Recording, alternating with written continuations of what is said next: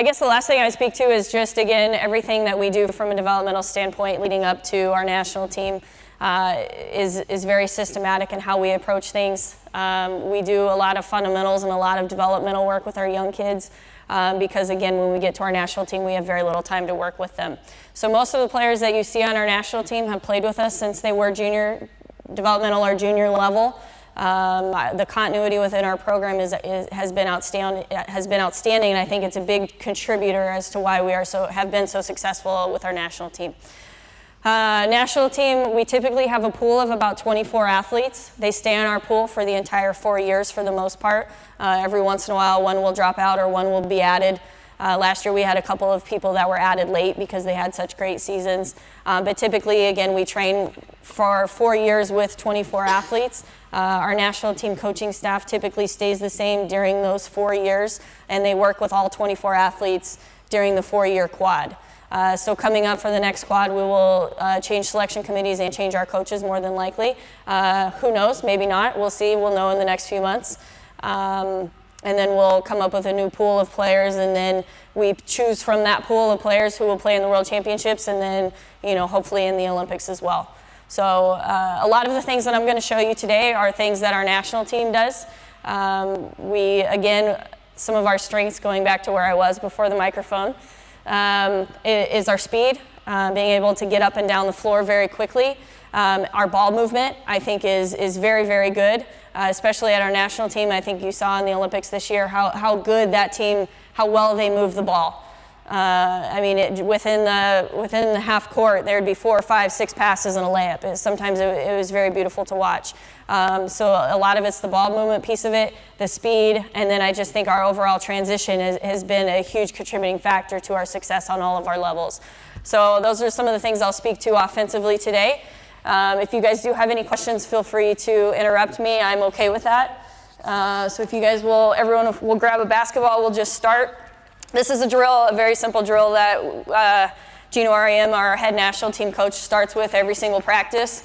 If we can have 6 on the midcourt line, 6 on the baseline, everyone with the ball.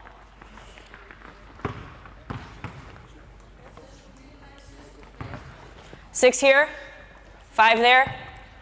Forget we have 11, I have to do math this morning. Okay, and just spread out right across the line. Okay, and every single person gets a basketball. Here you go. And you guys all go at the same time. You're just working on your different types of ball handling. You're going to alternate, crossover behind the back, between the legs, hesitation. Obviously, our post players do just as much ball handling as our guards do, and vice versa. Our guards do just as much post work as our bigs do. But everyone keeps their head up, and we really concentrate on being able to ball handle through traffic. And that's what this simulates a little bit, and it also just warms you up. So you guys are going that way, and you're going to go to the inline. You guys are coming this way to here. Once you just keep going back and forth. So you're not necessarily full speed. You're just trying to get warm, but you're going to just stay in this area, make moves, just keep your head up. Our coaches a lot of times, go ahead and go. Go ahead and go. Just all kinds of moves. Crossover behind the back. Just keep your head up so that you're having to do your ball handling through traffic. Keep going. It's a great warm-up drill. Our coaches will come in and just play a little bit of defense, swipe around, keep going.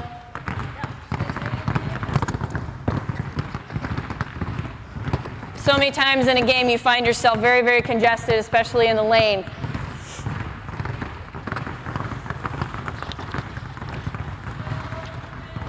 But our national team, Coach R.E.M., starts this way with every single practice. Sometimes he really likes to have males practice with us, and so the males will jump in here, play a little bit of defense. Again, the more congestion, the better, being able to handle the ball within congestion.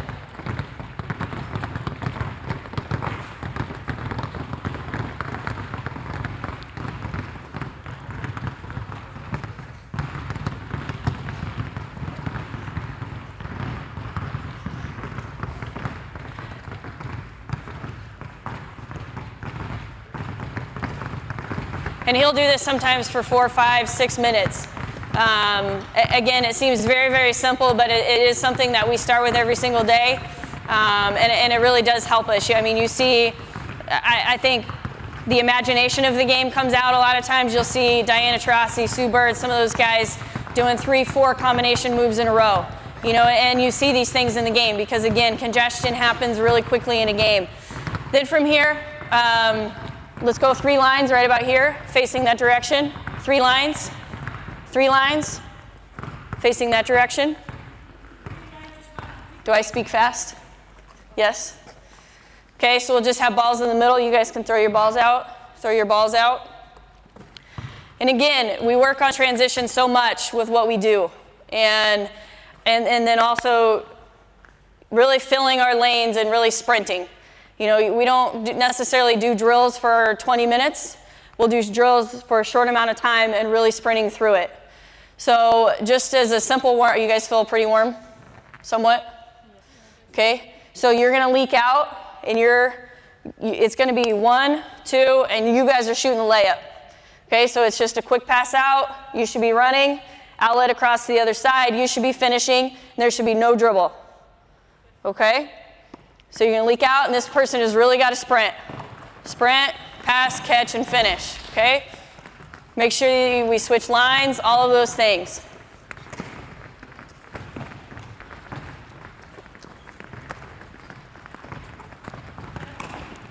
Okay, just a few things to emphasize. First is catching. We've played a couple of games that teams made really, really great plays against us, and had they just caught the ball at the end of it, they have a layup. Just the simple parts of passing and catching. In this fast break situation, okay, we really talk about communicating. If you go to one of our practices, it's constant chirping. You hear people talking all the time. So if I'm here, I'm going to be calling outlet. Okay. I should be calling outlet. You're trying every single time. You should be trying to hit me right here in the numbers. Okay, as she's going, you want to lead her, hit her right in the numbers. Everything is perfection. Okay, now as you're coming around, you should be calling right lane. I'm on my right lane. So again, you're in transition, right lane. Constant things that you'll hear our national team coach talk about is spacing. We talk about spacing more than any other organization I've been involved with. You'll see us run our offense out here. Because again, the closer that you get into the hoop, the less opportunities that you're providing. So we really, really talk about spacing. So this person that's running, you shouldn't make your cut any closer in than about where I'm standing right here. So as you're running down, you go behind her, my cut should be free throw line extended, 3-point line. Now I'm going right over the block. Spacing and then just being really precise with your cuts. Okay? Let's see if we can clean this up just a little bit. Here we go.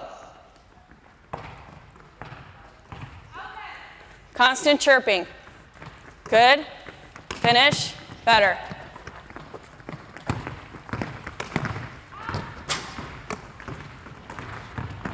Call your lane. Always call your lane. Tell people you're there. See how narrow this cut is? Make your cuts out wide. So you're here. There you go. Yep.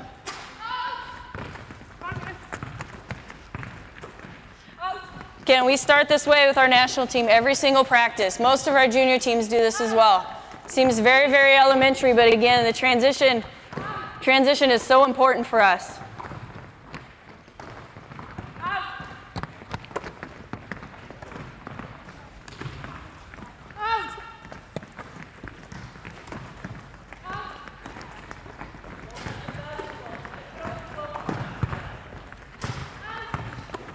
Okay, and then obviously we would do this, you can hold up, we would do this to the right, to the left. We would do a series of up and unders. I don't know what you guys call them. Up and unders where you'd catch, finish on the other side, so you're up and under. We would finish with our back to the middle, also finish with our belly to the front. All of those different ways to be able to finish around the rim. We would go to our left, do the exact same thing, and then we would also do jumpers.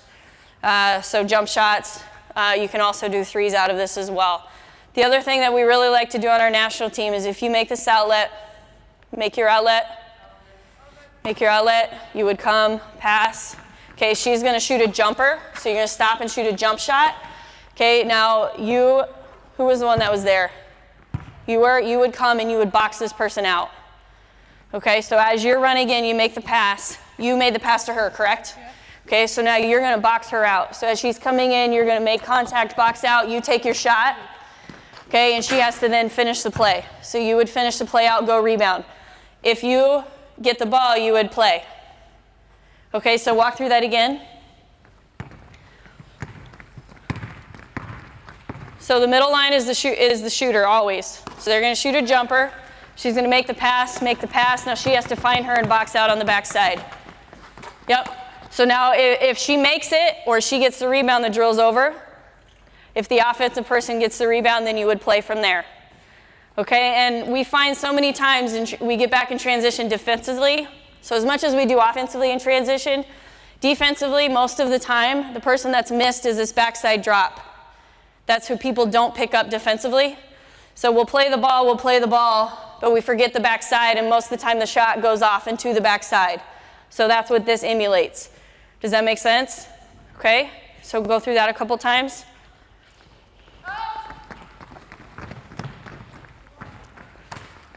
Shot, box out. Okay, hold on. You guys wait a second. So if the offensive player gets it, you play. So you play it out. Okay, if not, then it's over. Go ahead. Box out. Play it. Turn and box. Go.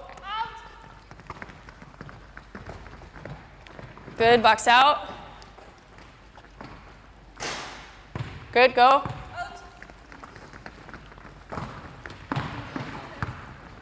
The box out.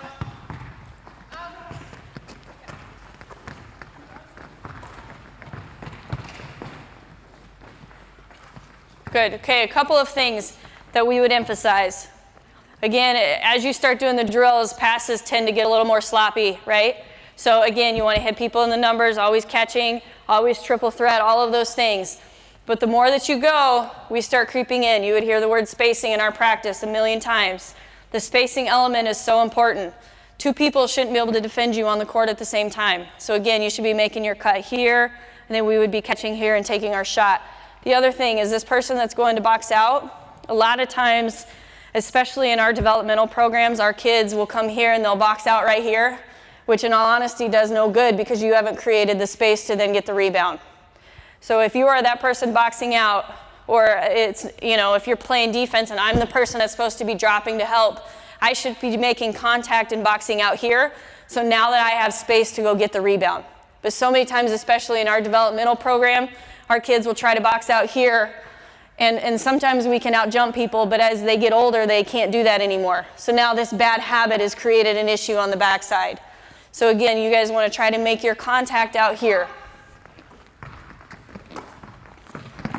There you go. Good. Good. Now go finish the play. Go finish the play. There you go. Finish everything out. Good. Box from there. Play it. Play it. Play it. You were on offense, right? You were on offense. Finish. There you go. Everything that we try to do in practice, too, everything's competitive. So we would put a score on everything.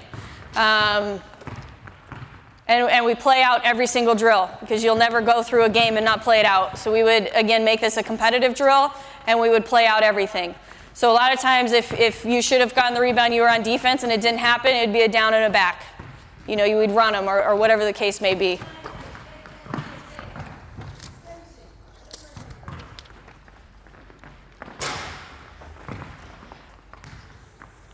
Again, these are just some ways that we warm up just to get fundamental principles of transition, get people warm, get a basketball, all of the ball movement things that are simulated in a game. Spacing. That was almost bad.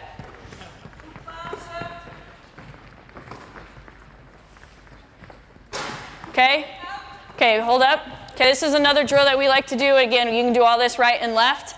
Let's go 2 lines at half court. One person at the elbow, one at the elbow, one straight out, one at the baseline. Okay, and then even these 2 lines out. Okay, basketball here. Actually, one more person here with her. Okay, and you can put your ball down. Just one of them. Keep one of them. Okay? I need to slow down my English, don't I? Okay, so the ball's in the front.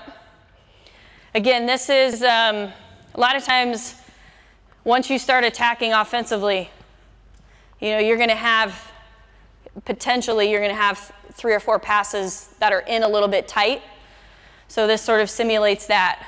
This group is always a shooting group. Okay, you guys are always the shooter. You're going to start with a pass down the baseline. Okay, you're going to pass across.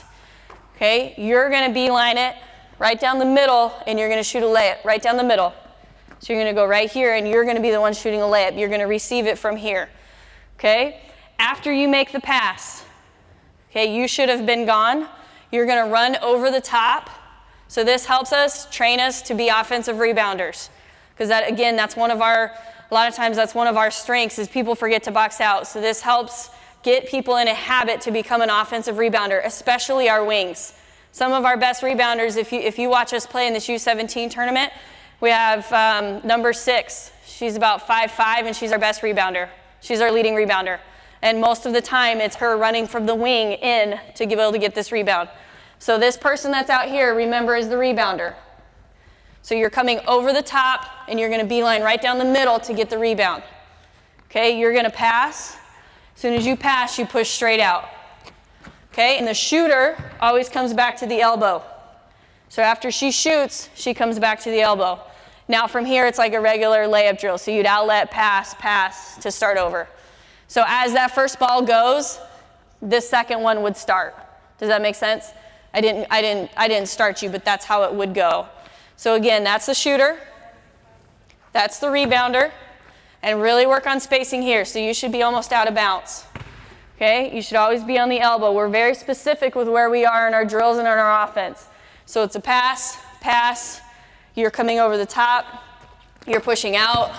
Your layup. Shooter's here. Shooter's here. Okay? And how it should work if I'm the shooter. Okay? This should be an all-out sprint. And sometimes if you need to, you can back that person up. But this should be an all-out sprint. So I'm coming in. As I shoot the layup, you're going to curl a little bit because that rebounder's coming over the top. So as she's coming over the top, I'm going to curl around her to come back to here. So let your momentum take you a little bit. Make sense? Yes? Okay. Put one ball out. Okay, so as she goes, you go. Okay? Here we go. Cross. You're out over the top. Okay, you're here. Shooter here. And now we should be going. Go ahead and back that line up a little bit. Good, straight out, over the top. Yep, you're here, shooter. Okay, and all this passing should happen before this person comes through. Good, over the top, you're straight out, you're here. Okay, hold on, back that line up. Let's reset. Back that line up, 2 people there. Start the ball there. That's okay, you can't see me. So this pass should happen before she sprints through. Okay, go ahead. And hold on real quick. Again, spacing, so you guys should be out. Everything we do is very, very spaced, very particular in our spacing. Okay, and this, I think, this court seems, maybe it is right, but as wide as you can get on the court, the better. Go ahead. And make a bounce pass here. Good, straight out. Shooter here. And the ball should never hit the ground. Ball should never hit the ground. Go, rebounder. Go, go, go. Good. Right here. Good. Good. Straight out. Over the top, rebounder. Here. Yep. Over the top. Over the top. Come on. This way. There you go. You're out. Shooter. Good. Good. Over the top, rebounder. You're straight out. Good. Shooter. Good. Bounce pass. Straight out. Good. Okay. One thing you can see. A lot of people, wing players, when they're out here, they forget what they're supposed to be doing. Okay, it's obvious that there's going to be a layup shot, but we hesitate here. Instead of going for the rebound, we hesitate. So some people designate this person to go back. Typically, we designate our point guards to go back. So this wing, it should become habitual. That as soon as you see somebody going to go for a layup, it should be a habit, go. So again, this just creates a habit, but we get in a situation where we just stand still. Okay, let's try again. Go ahead. Good. Snel naar de kop toe Good. komen. Yep. Hup, nice. Bounce pass there. Good. Agnes naar buiten.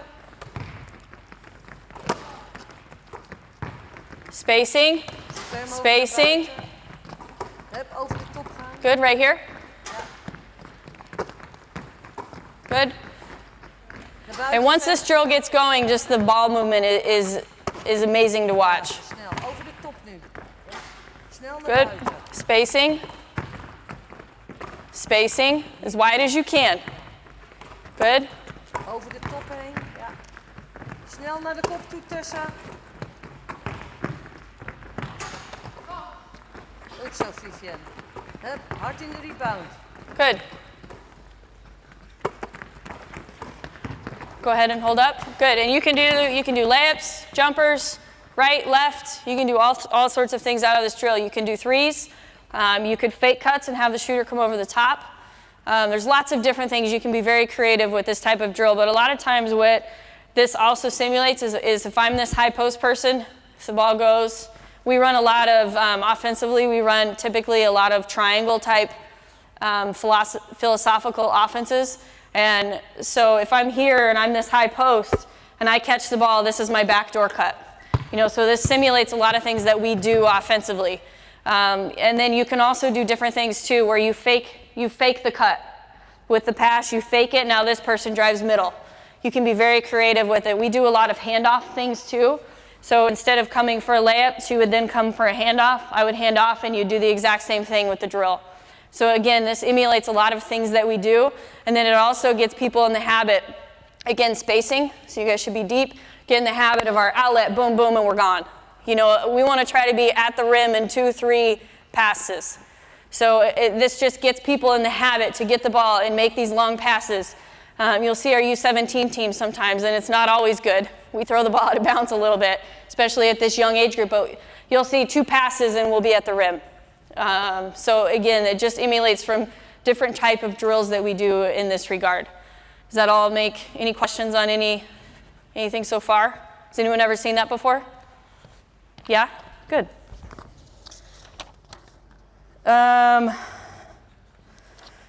Okay, from a transition standpoint, do you guys do organized transitions? Sort of, kind of? Okay, so let's go everyone under the baseline. On the baseline.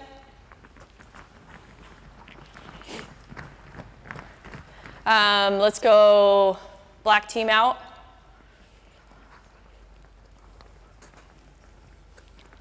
Just 5 of you. Okay. From a transition standpoint, all of our teams, our developmental team, a balloon. Our developmental team all the way up to our national team, we are very organized in how we do our transitions. And they all teach it differently. So in our programs for USA Basketball, we change out our developmental coaches typically every 2 years. Same with our junior national teams. So U16 up to university age athletes, the head coach typically serves for 2 years. So they would do the qualifier and then they would do the world championship. If it's a World University Games team, typically they just do that particular competition. And then our national team coaching staff is typically comprised for a 4-year quad. So it's a little bit interesting in that we have so many different coaches. We don't run the same offense at our national team, at our junior national team, or our developmental team. So it's pretty much up to the staff that we have, what type of offense they run. But some of the things that are always consistent are our transition. And again, we don't mandate that coaches do that. It's just sort of what we do in the U.S. Different coaches put different emphasis on the transition stuff that we run. But this is sort of just a basic one that a lot of our coaches use, especially at the developmental and junior national team programs. Who's my point guard? Okay, 2 wings. Who are my 2 bigs? Are you a big? You are 2 bigs and you guys are the 2 wings. Okay, so typically, a lot of times what we do transition different based on a make or a miss. So if we make a bucket, our transition looks a little bit different than if we get it off of a rebound. I'm just going to go over general principles. So if it's on a make, let's say, okay, we would take the ball out of bounds. Typically, we take the ball out of bounds on this side. The reason we mandate a side typically is because our point guard knows where to go. So instead of having 1 or 2 seconds of indecision, we just know right away where we go. Not every team again, but as a principle, we typically take the ball out of the net. You know, in 1 or 2 steps, you should be out of bounds. And we do try to get all the way to this side so that, again, the point guard knows exactly where we can go, and we have a good angle to throw back if we need to. Again, spacing and angles are really, really important and stressed in everything that we do offensively. As a point guard, again, spacing is so important. We do free throw line extended, 3-point line. And most of our coaches teach our point guards to put their back to the sideline. So you'll see them 3-point line extended, free throw line with our backs to the sideline. From here, I can see the entire court. I can see if somebody's coming to approach me defensively, and I can also see if I have one of my players running the other side. So instead of having to go from here to now turn and look, I've wasted a second. Whereas if I have my back to the sideline, I can already see the entire floor, so I don't have to waste that second. So who's my point guard? Okay, come here. And again, we're very, very vocal. If you hear our national team, it's interesting to watch a video of our national team practice because very, very rarely can you actually hear our coaching staff. You hear our players. Our players are so vocal, and I think that's one of the reasons that we have been successful is because you can overcome a lot of mistakes through just talking things out. And again, we just chirp. Sometimes I don't even think our players know what they're saying. They're just talking. So it's kind of a neat environment. So again, back to the sideline, free throw line extended, 3-point line. Okay? When I get the basketball as a point guard, I'm calling for outlet. When I get the basketball as a point guard, we teach left foot, left hand. And I'm going right to the middle. So if I do have a defender here, I have the ball on the outside, and I don't have to be too creative or feisty here. So if I'm here, left hand, left foot, we're going right to the middle, and we already know, our teammates already know where we're going. Okay? You're my wing. Okay? Your first reaction is sideline. So again, the spacing of it is really important. So you should be running right on the sideline. You want to get as wide as possible, staying on the court here, and you should be communicating, yelling right. What's it in Dutch? What? What's it in Dutch? Right? Rechts. Right. Okay, and you should be doing the same thing on the left side. So you want to get as wide to the left as you can without running into the hoop.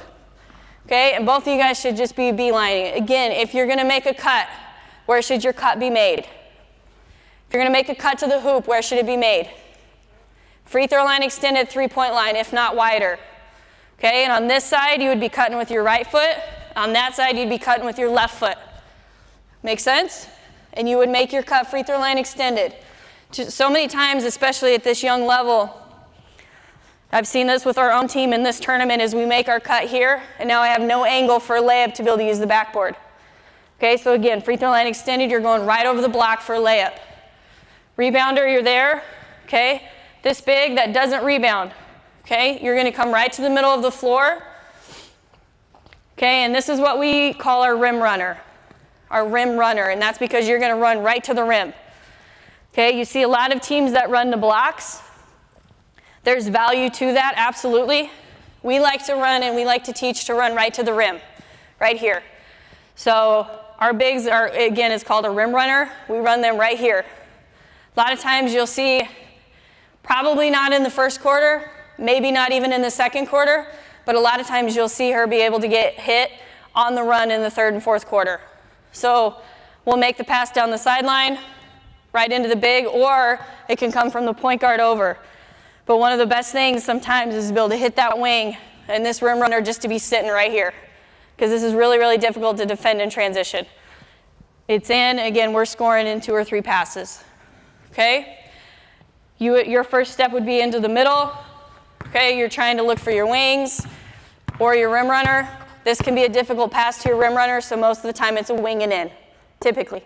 Sometimes you'll be able to throw it over if you have a shooter that's been really hot or something, then a lot of times you can dump it over, but most of the time it's going to be a wing and in. So if you hit the wing, you would fade to the side that you passed to, and then the trailer would fill opposite. So you would be working to the ball. We always have this first person work to the ball. So we rim run here, whichever side it goes to, we would leg whip and seal in here. So we would seal in close to the bucket. This shot is much easier than that shot. Okay, you'll see a lot of times our bigs will get it right here and go straight up. So I'm working here, ball gets reversed, I'm working here.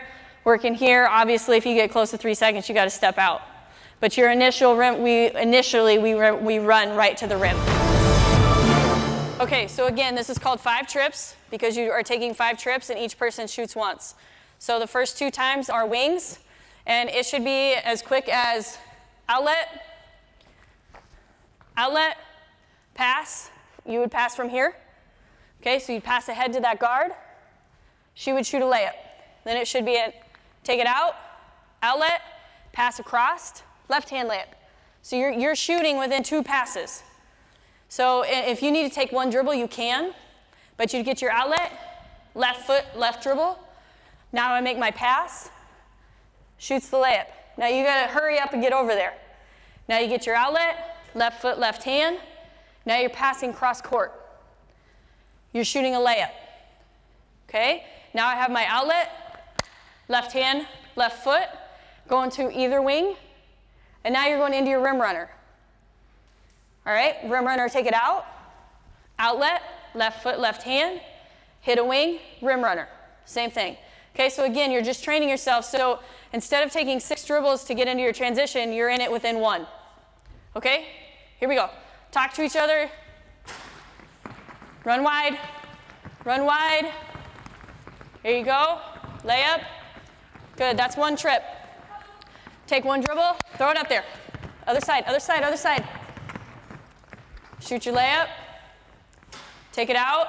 Now you're gonna hit your rim runner. Left foot, left hand, rim runner. Good. Take it out, rim runner. Good. Rim run. Good. Good. Now it'd be your point guard.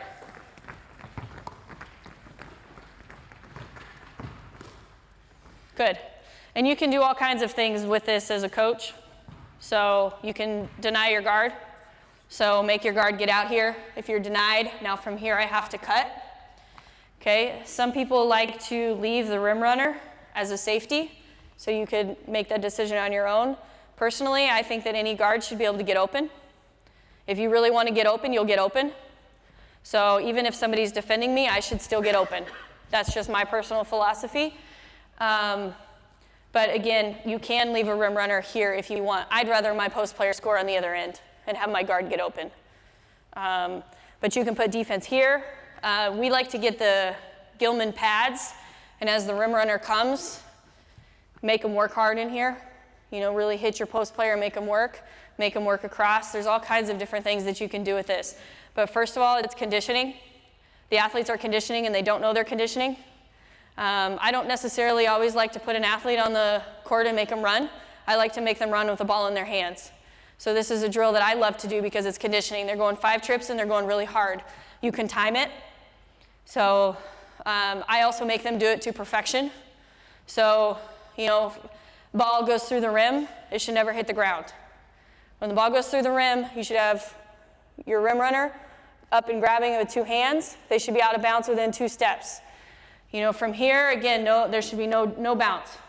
You can, you know, I think it's okay for your point guard to take 1 dribble, get used to going to the middle so that you can disperse. But this pass should be where there's no bounce. And it should also be right in stride so that that wing doesn't have to take a dribble either. You know, those are just some of the little goals that we try to do. I make my kids catch it right at free throw line, extend at 3-point line. If they don't, you know, you can have some sort of consequence or whatever, however you guys like to do it. But again, I think the spacing is just critical because all of a sudden, if you have people start creeping in, if you have a wing here and a wing there, all of a sudden your rim runner's not open. Also, as a wing, if I'm catching it out here, they have to run a lot further to defend me. So it's a lot easier for me to attack on the wing from here to score. Okay? So just some of the little things that we like to do. We also break down our transition into, we do a lot of 2-on-2 stuff, a lot of 3-on-3, 4-on-4, and then eventually we'll get into 5-on-5. But typically we do more 2-on-0, 3-on-0 than we do 5-on-5 that just do the exact same things. So, just you can get any part of the transition that you want it to. So if I have 3 of you guys out, okay, if you don't mind stepping off, just 3 people, whoever, it doesn't matter who. So you can throw the ball up, you can go in groups of 3. So this is my outlet person.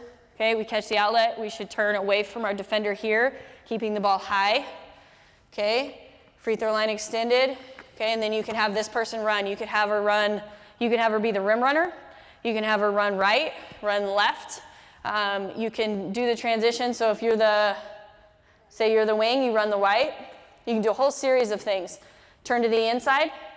That way if the ball's coming, you got it. So if you hit the wing, you could have her be the trailer and hit the shot. You could have her be the trailer, have your point guard go through, have her go set a screen on the ball. You can have her be the initial rim runner. You can have it swing back to the point guard and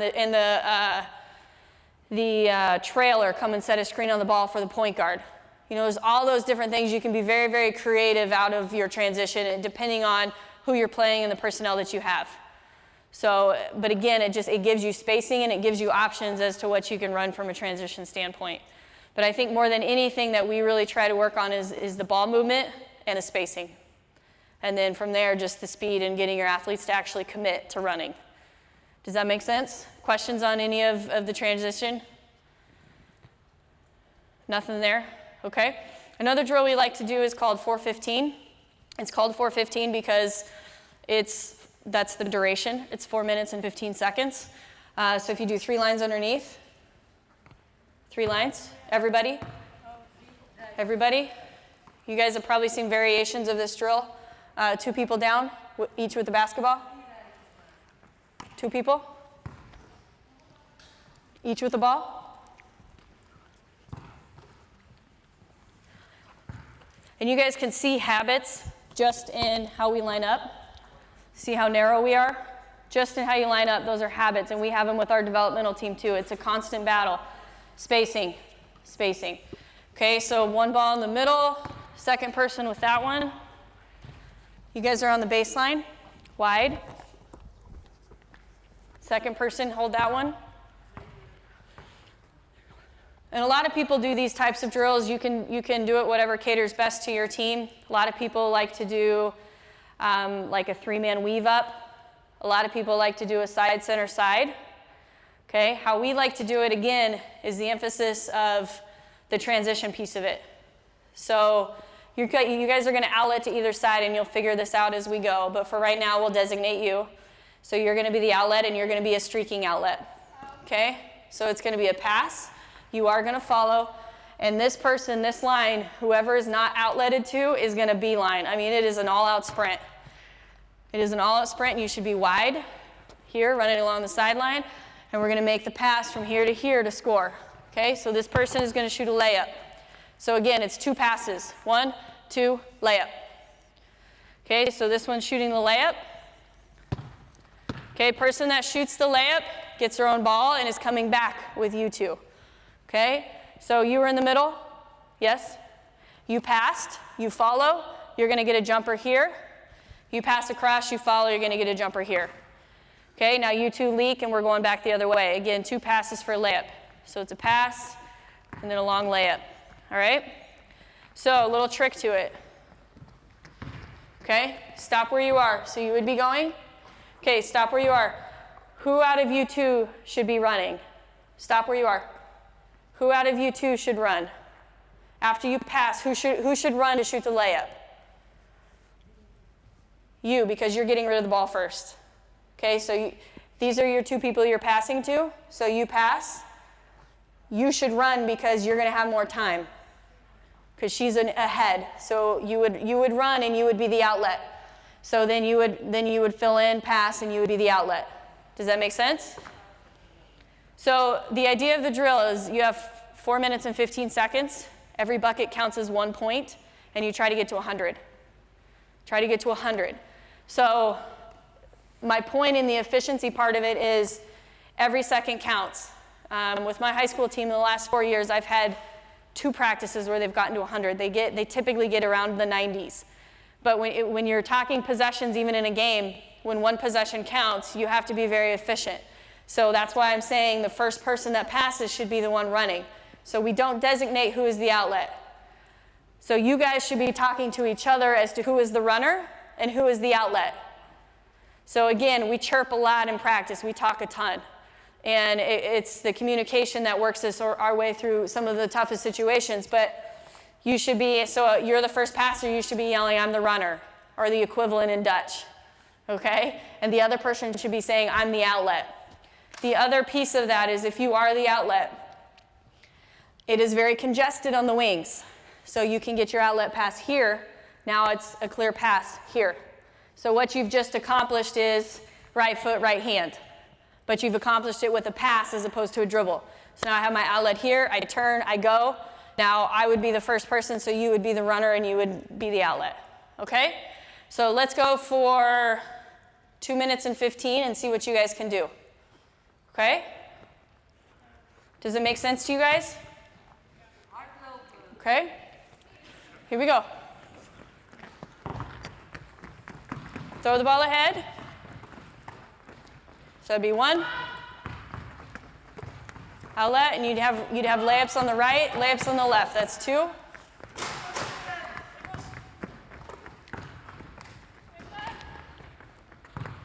Three, 4, 5.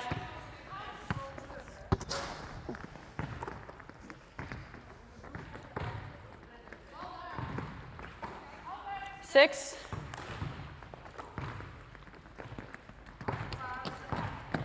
7, make your outlet here. Who's your outlet? Who's your outlet? Who's your outlet? Come here. Okay, you're good. Good, who's your outlet? Go in the middle. There you go. Go, who's the outlet? Who's the outlet? Run. So you can see the importance of communicating who's the actual runner and who's the outlet.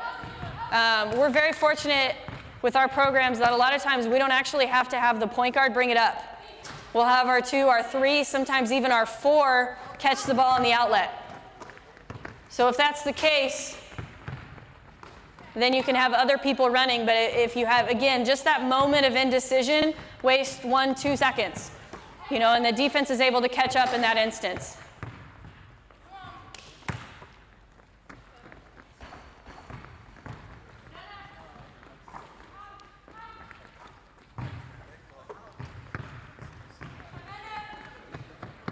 What is that, about 42? 43?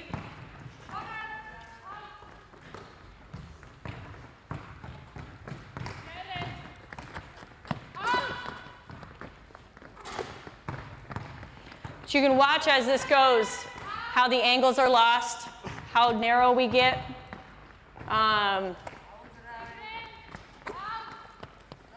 Good, good.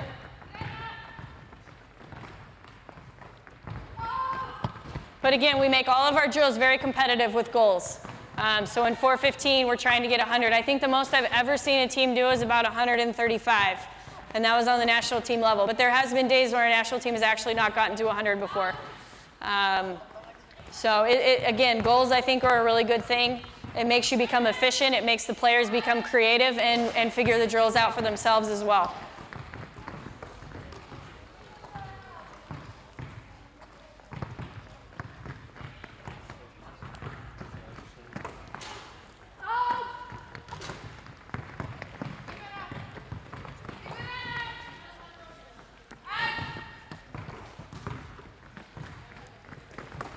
Okay, that's good. That's good. Any questions on, I think I lost my mic. Any questions on any of that? That's good, guys. That's good. That's good. That's good. Any questions on that? Okay, I think a lot of you guys probably run different variations of it. How many of you guys do agility training with your athletes? A little bit of agility? Some? A little? We're not going to change an athlete's eating behavior in 2 weeks. We're not going to be able to have a huge impact on them from a strength and conditioning standpoint in 2 weeks.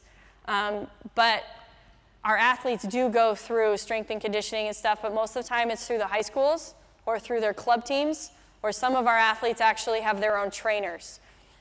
So a lot of what is popular right now in the US is a lot of the agility training. Have you guys seen the ladders? And you don't necessarily have to have a real ladder. With my high school team, I'll just tape down a series of squares. But what I like to do with my high school kids is I like to use the ladder training, the agility training, and I like to lead them into basketball drills. I like to keep their mind and everything moving, keep them distracted by what they're doing, but then lead them into a jump shot or lead them into a layup. Because again, I think everything, personally as an athlete, I think it's easier to go really hard when you don't really know that you're doing it. Again, I think that 5 trips drill is really great because you're conditioning them at the speed of the game without them really knowing that they're conditioning. I mean, I do that drill more for conditioning sometimes than I do the actual drill. Let's have you guys come up here at the top. Please. Yes. When you use the ladder, yes. About 5 minutes, 10 minutes? The question is how long do I use the ladders? When I start a practice with my high school team, I do some sort of agility as a warm-up. And typically I'll do it for 5-10 minutes. And something as easy as I'll have our athletes be in a defensive stance on the end line, and I'll say right or left. And with that, they have to step with their right or their left, whichever one I indicate, because so many times we do this to do this, and you've just wasted a second. When you're playing someone that's quicker than you are, that second matters. When you're trying to get to the rim, especially when you get to a higher level, especially when you're small and short like I am, that second really matters. So just the efficiency, if I say right, to be able to go like this and go right. When you see a lot of our players, especially on our team right now, is they'll play defense, and instead of making this step, which seems so elementary, they do this to do this. Again, it's a fundamental thing, but that second matters, especially as they get older. And this step can be the difference between an Olympian and not an Olympian, because if you're constantly getting beat, sometimes it's one fundamental. So I'll have them on the baseline, and I'll have them just turn and just work on their footwork. I'll do a lot of lateral cone stuff. And again, I'll say right or left, and they have to react based on that. And I refer to it as a negative step. So if I say right, and you have to go back to go forward, to me, that's a negative step. Same thing on defense. This would be a negative step. So when I have our kids, I'll do a lot of defensive drills where we're going from a closeout. So I'm here, I'm going into a closeout, pushing off to the baseline and making sure that this footwork is proper. So I do all sorts of those types of drills for about 5 or 10, sometimes 15 minutes before practice. Okay? So back to the ladders here. This is a little bit hard for you guys to see and envision, but right before you have a ladder. Has anyone done ladder work on this team? Anyone at all? Agility? If you've done it, step up. Step right here. Okay, so your ladder is right here. It's make-believe. Okay? So I'll put a ladder. Again, I try to be a little bit creative, but I'll put a ladder right here, and I'll have it end. I'll have it end so that when they come out of the ladder, I'm at free throw line extended 3-point line. So I'll have them do a series of stuff. Pardon? Do it in the middle? Okay. Oh, I gotcha. Good point. So if I'm going through a ladder, if I have a ladder in front of me, we'll do a lot of different things. So we'll do 2 feet in. So I'll have them lead with their right foot. Then the next time I'll have them lead with their left foot. Okay, every time. Then I'll have them go 1 foot. Trying to remember what it's called. But you do 2 foot in and you go to the side, 2 feet in, go to the side. We do some single leg hopping through it, double leg hopping through it. I do a lot of defensive stuff through it. So 2 feet in, and then 1 foot in. A lot of stuff on the side of the ladder as well. So if this is the side of the ladder, I'll have them lead with their right foot. In, out, out. Icky shuffle, I'm sure you've heard that term. I will also do a lot of backwards things. So everything that we do forwards, I'll do backwards because it makes you feel where you are on the floor as opposed to always seeing it. And then what I'll do on top of that, so let's get your line so that the ladder's coming this way. So your line is here. So as they're going through the ladder, let me see the ball. As they're going through this ladder, I'll play catch with them. So as you're coming through, so say you have a ladder in front of you. So let's just say every square is a rung. Okay, do the best you can. Yeah. Okay, so the first time you're gonna go 2 feet in. So 2 feet in would look like this. Okay, and I'm gonna throw the ball at you at the same time. Go. Okay, so they'd be going in and out of the rung. I throw it high, I throw it low, throw it wide, whatever the case may be, so that they're having to feel where they are on the court, but also be able to have cognizant of where the basketball is. And then when they come out of the ladder, I would have the ladder end right here so that they would cut and come in for a jump shot. And I'd have a ladder on each side of the floor, and I would be right here so that they're coming at me. So go ahead and come through the ladder. So I'd have somebody playing catch with them right there. Okay, free throw line extended, you'd cut out of it, cut out, explode for a jumper. Now I'd alternate and go on this side. So they'd be going on this side, cut out, right there for the jumper. I also do a lot of stuff where you're doing the exact same thing, but you'd be doing defensive stuff. So I'm here, going through. Now from here, I have to be able to transition from defense into transition. So I'm here, I'm playing defense. Now I'm being efficient with my footwork going in for the layup. So just different things that you can do. I will also a lot of times put the ladder this way so that you do the agility this way. And then from here, make a strong, efficient cut to the hoop. So I'm doing all my ladder stuff here. Now I'm efficient right into the hoop.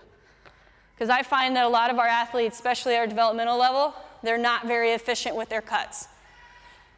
So they'll take a banana cut, as we call it, instead of that real sharp thing. But I like to do stuff where they're doing agility, boom, right into something basketball related. So that's something else to do that I find really, really helpful. Again, we don't do that with our national team programs, but it is something that is really popular with our developmental in high school and club programs right now in the US. Open it up for questions. You guys have any questions at all on a topic I covered, didn't cover? Anything that is of interest about what we're doing? Yes? How many hours of practice do a lady does during the age of 14, age of 16, age of 18? Question is how many hours of practice for within USA Basketball do we practice our athletes? For an individual. For an individual athlete. I would say for the really serious athletes, well, typically a high school practice is anywhere from 2 to 3 hours a day. And we go 6 days a week. So we would practice Monday through Saturday. I practice my kids 2 hours, and that's 2 hours a day. But our really talented athletes will practice much more on their own. So I have an athlete that will practice 45 minutes to an hour before school, will practice with us at school, and then we'll practice another hour on our own after practice. So I think the really elite athletes really put a lot of time in, and they typically go six days a week. We do have a lot of athletes that don't put that time in, but you just wouldn't necessarily see them at this level. Our national team players, typically once we start practice, Coach Ariema in particular was very, very efficient. His practices were no nonsense. You get in and you get your work done. After we stretched, it was 2 hours on the dot, once a day. But it was you could go watch one of his practices and it was more efficient than you would see some people practice their team for 4 hours. But we also have to be cognizant of our players' bodies because they do play year-round. So the wear and tear on their bodies is significant. Our developmental teams, we typically practice them twice a day, usually 2 to 3 hours apiece. But again, that's for a 2-week period. Does that answer your question? At the collegiate level, we're allowed to practice, I think it's 40 hours a week. No, that can't be right. That's like a job. It must be 20 hours a week. 20 hours a week, yeah. It's been a while since I've been in university, and we practice more than that anyway, right? So, but typically in college, you'll strength and condition for 45 minutes to an hour and practice 2 to 3 hours. And then there's film and extra work and treatment and all that stuff on the side. Sure. I think I saw another hand, yes. In one of the former drills, I saw that the girls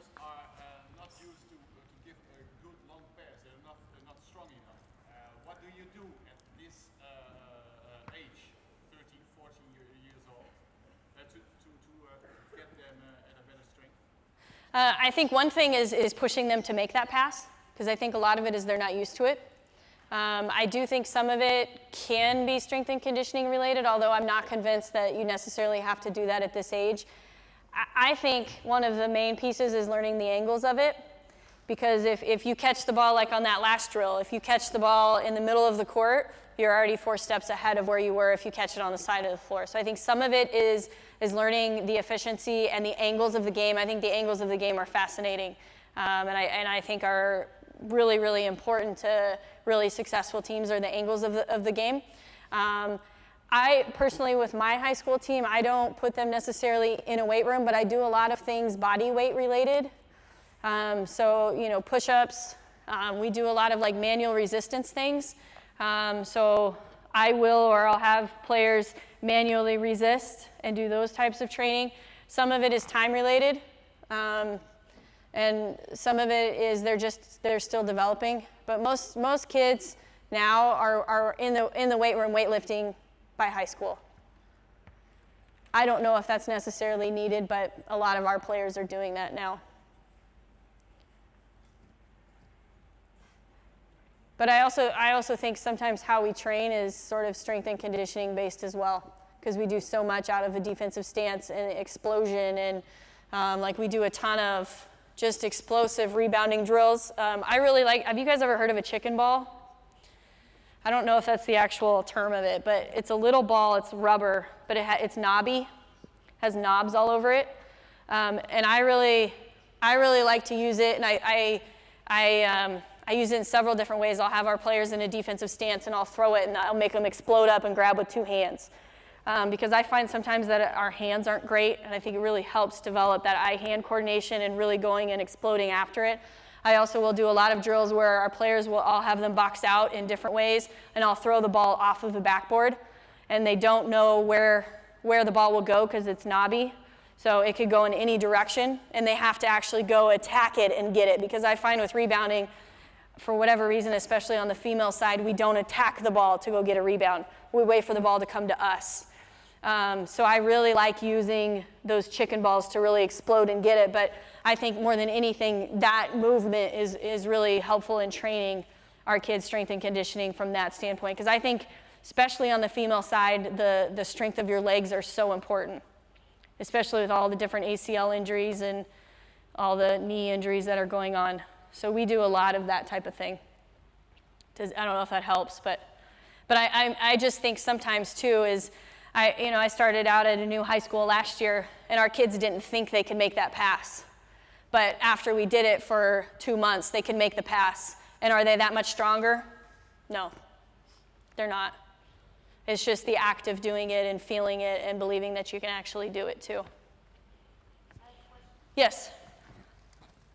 So a lot of the transition exercises you showed were without a defense. So my question is, at what point do you introduce some defense? Do you wait until they have it perfect and all passes are going, everything is perfect, and then you introduce defense, or you do it a little bit more gradually? That's a great question. The question is when do you introduce defense to a lot of the things that we did, because everything we did today didn't have defense. When I start out with our kids is I find that if I can't make that pass without a defender, it does no good to put a defender in there. So I make sure that we get to a point where the ball is moving and they get a little bit of confidence with what we're doing before I throw a defender in, or I'll play defense on them.